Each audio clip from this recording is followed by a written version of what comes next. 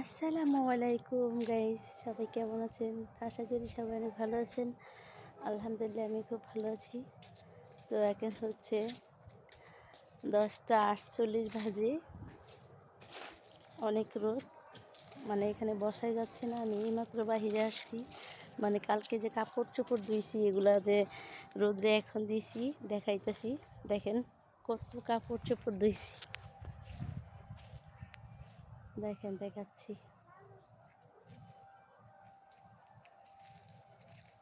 এই দেখেন,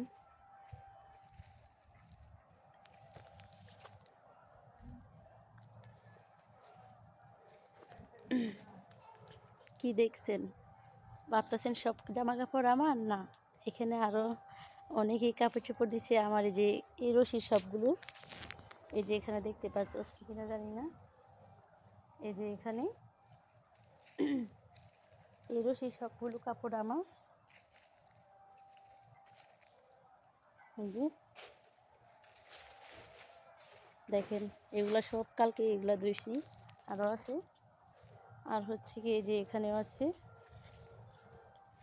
এই যে মানে এখানে যত কাপড় আছে সবচেয়ে বেশি কাপড় হচ্ছে আমার। মানে এগুলা কালকে যেহেতু ধুইছি, শুকাই নাই, তাই আজকে সকাল সকালে রোদে দিয়ে দিছি। এই বিছানার চাদর, তারপরে যে এই রশির পুরোটাই কিন্তু আমার। এইগুলা সব দেখা যাইতেছে কিনা জানি না, এই যে এগুলা সব। তারপরে আরও আছে, ওদিক দিয়ে দিছি, আরও আছে, রোদে দিছি। ইনশাল্লাহ আজকে খুব তাড়াতাড়ি শুকাই দেবো কাপড়গুলো, রোদ আছে ভালো।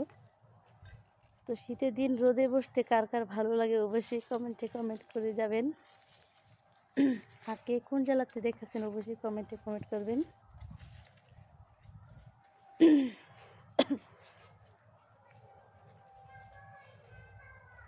রোদে বেশি থাকতে পারি না, গরম লাগে, রোদটা খুব কড়া লাগতেছে গায়ে, মানে বসা যাইতেছে না এমন অবস্থা। আমি রোদে বসি না, বসার সময়ও পাই না, মানে যেহেতু সকালে মেয়েকে স্কুলে নিয়ে যেতে হয়, আর স্কুল থেকে এসে ঘরে কাজ করতে হয়, আবার রান্না বান্না করতে হয়, সময়টা পাই না বসার।